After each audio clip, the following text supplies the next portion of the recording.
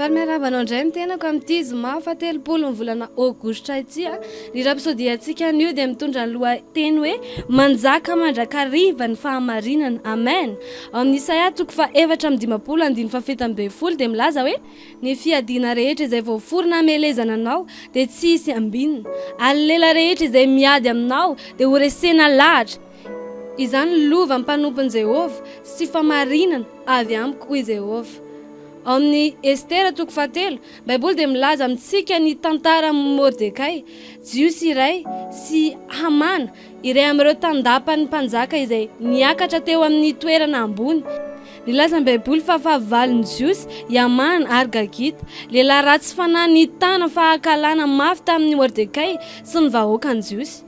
Nanankareny Hamana ka nanome toky ny mpanjaka fa izy mihitsy no hamatsy volan'ny fandringanana ny jiosy. Namitaka mpanjaka izy mba hino fa mampidoza ny filaminana ny fanjakan'ny jiosy.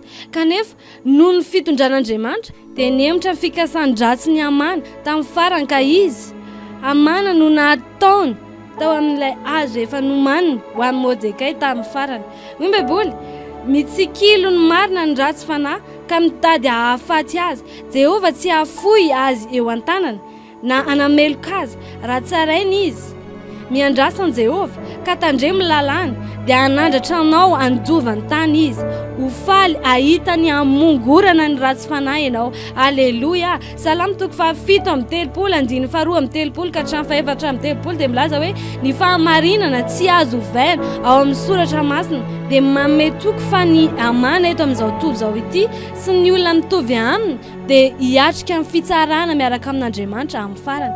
Ny Baiboly ao amin'ny Salamo 5:7 fa nitsora-kazo ny ratsy fanahy sy toetra eo amin'ny anjara marina. Izany koa no iray amin'ireo antony ivavahantsika mba ho voaharo amin'ny olon-dratsy sy ratsy fanahy ny mpiara-manompo, ny mpitoro ny filazantsara ary ny mpitarika kristiana maneran-tany eo am-panatanterahana ny asan'ny fahamarinana.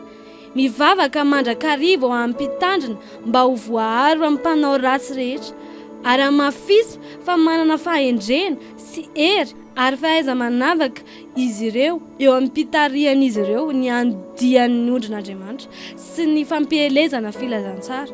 Misy karazana kristiana mitoro filazantsara amin'ny keri-po any amin'ny toerana sy ny faritany izay mbola manohatra ny hafatry Jesosy Kristy. Mivavaha mandrakariva mba hatanjaka sy haharitra ny kristianina toy izany. Ho tarihan'ny fanahy masina, ho lavitry ny loza ary hanohy ny fitaovana aomby amin'ny fitiavana sy ny fahamarinana. Aleluia. Amin'izao fotoana izao dia manasa anao anao an'ity vavaka fanekempony ity izay itendenao hanohana an'izany ampandresen'dahatra. Ray malalo mivavaka ao ho an'ny pastera, ireo kristiana namana, ireo mpitoro ny filazantsara ary kristiana maneran-tany anio mba ny tananao mahery homba azy ireo.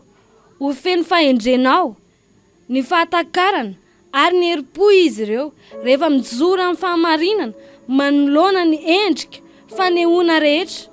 Mivavaka ao mba hanamafisanao ny fahavononana sy hankahery azy ireo hanohy ny asa amin'ny finoana sy ny fahavononana tsy mihozongozona amin'ny anaran'i Jesosy.